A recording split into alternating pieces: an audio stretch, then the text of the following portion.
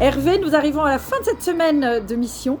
Et donc, je suis contente de faire des petites interviews pour savoir comment la paroisse est organisée et notamment, ce qui t'intéresse, sur le plan des repas. Comment est-ce que vous avez mobilisé les paroissiens? Comment est-ce que vous êtes organisés pour choisir les menus? Et après, pour gérer toute la cuisine tout au long de la semaine. Donc, il y a ce que vous avez fait avant la mission et ce que vous avez fait pendant la mission, concrètement.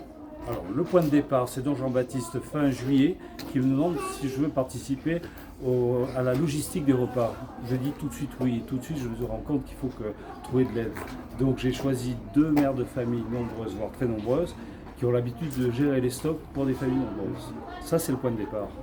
Après, la prise de contact, ça a été avec toi Hortense et toi Olivier, et ensuite avec Alexandra Richard qui était le binôme repas. Alexandra nous a donné tout de suite une liste de repas type. Alors on a fait un choix et très vite, à 3, puisqu'il y avait Nathalie, Béatrice et moi, on a bâti tous les repas sur 6 jours. C'est-à-dire qu'en fait, entre l'abscisse et l'ordonnée, on avait 60 repas, 6 jours et 10 personnes qui faisaient des plats. Ensuite, on a déterminé la liste des dépôts de plats dans l'endroit où nous sommes, c'est-à-dire au patronage. Et de là, tout s'est enchaîné. On savait aussi qu'il y avait des pique-niques qui étaient organisés, il y en avait 3. Et on savait qu'il y avait 2 repas, 2 dîners dans les familles. Et voilà.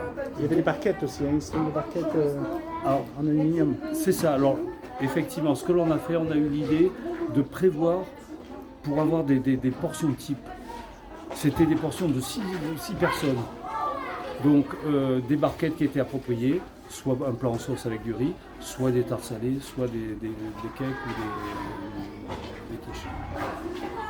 Et on a déroulé. Et alors, à chaque fois, on nous avait demandé de prévoir de la salade à chaque repas, ce qu'on a fait, et des laitages pour faire un repas à peu près équilibré.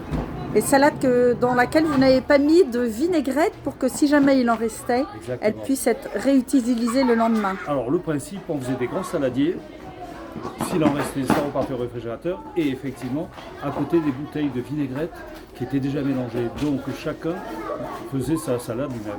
Donc il n'y avait aucune perte. Alors si on parle justement des stocks, on est quasiment... il n'y a eu absolument pas de perte et je pense que personne ne s'est retrouvé sans repas.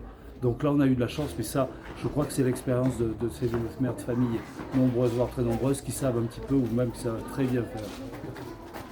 Remettre les restes de quiche pour l'apéro le lendemain. Ça c'était le dernier jour, c'était une sorte de feu d'artifice. Comment est-ce que vous avez géré les stocks, les courses? Alors une fois qu'on a su le nombre de personnes, mais aux fins missionnaires près, et les menus déterminés, on a déroulé jour par jour tous les besoins, en gâteau, en laitage, en conserve de cassoulet ou autre.